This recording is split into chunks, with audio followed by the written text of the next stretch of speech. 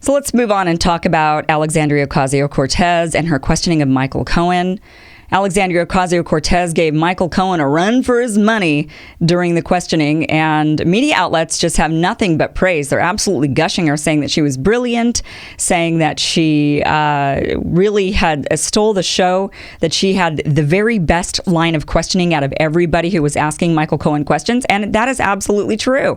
I do want to play a little clip for you, and then I want to talk about what the media is missing. There is something glaringly obvious that they're absolutely missing, and I want to go over that. But first, let's look at the highlight. This is the best part of the questioning. Now, each person only gets 5 minutes. This is 1 minute of her line of questioning. Mr. Cohen, I want to ask you about your assertion that the president may have improperly devalued his assets to avoid paying taxes.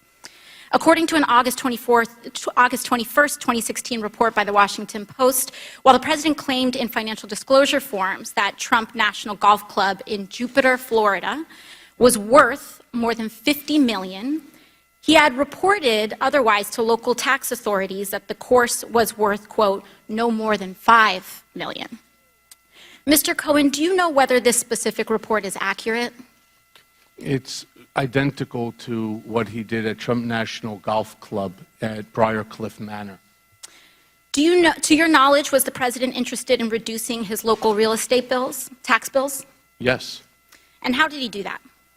What you do is you deflate the value of the asset, and then you put in a request to the tax department for a deduction. So this line of question was really, really good. She basically was catching Trump on tax fraud, which would be a reason to get his tax returns and to question more people in the organization. So that's why people are praising her. They're saying, oh my gosh, here she was. And she actually kind of built a case for why the committee might be able to subpoena Trump's tax returns, which is what everybody's been wanting for such a long time. I do want to read you some of the quotes from people after her questioning in the hearing. This comes from the Washington Examiner, and they compiled some of the reactions from her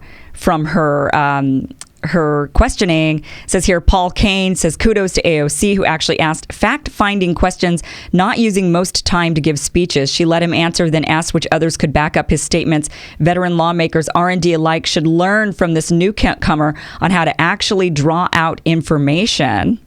Another person said, AOC just got there and she's asking better questions than 90% of members. Short, specific, factual, with no speech making. Maybe it's because she just got there.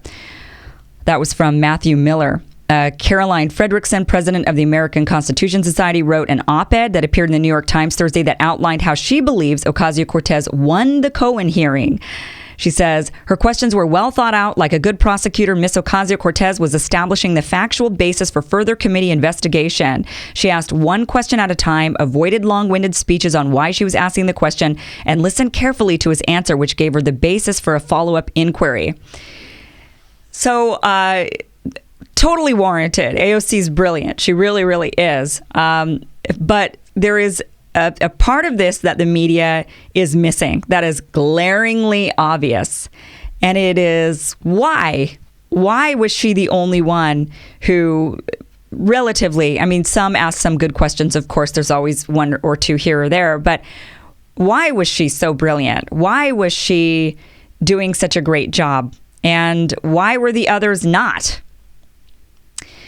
And it's because she shows just how corrupted our political system is and how it is all about grandstanding and people making long speeches because they want to appear like they're fighting for the people when really they're not. And she spends not much of her day calling corporate donors, like none. No part of her day is spent calling corporate donors. And instead, she's focused on what she's there to do. Meanwhile, her colleagues are taking money and trying to figure out ways to make it look like to their constituents that they're actually doing something good. So the glaringly obvious thing that the media is missing is that the reason why she's doing a good job is because she's actually doing the job. The others don't. And that's the problem with our political system.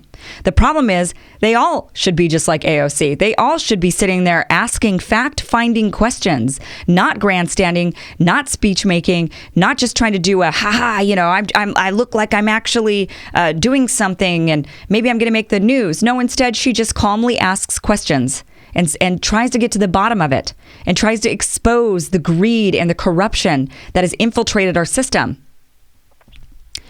So that's the obvious thing the media missed. She's fantastic. But the reason she's fantastic is because she's doing the job that she was elected to do. And many of them aren't. And that is absolutely the problem.